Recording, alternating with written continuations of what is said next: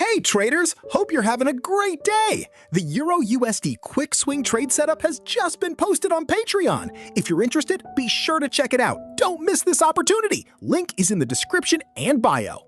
Euro USD is currently trading around 1.1365 and remains bearish after declining roughly 2% over the past 7 days. Traders are closely watching US dollar strength and upcoming economic data for the next major move. Now, let's get into the analysis.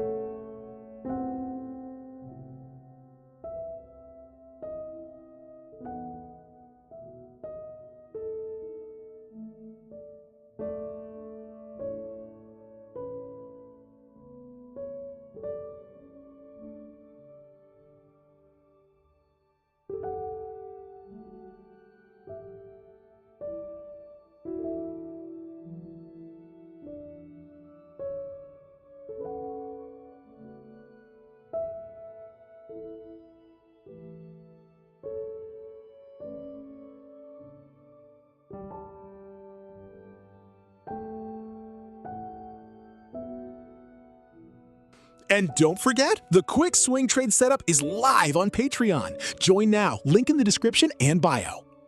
Disclaimer, please do your own research. This is not financial advice. This is not investment advice.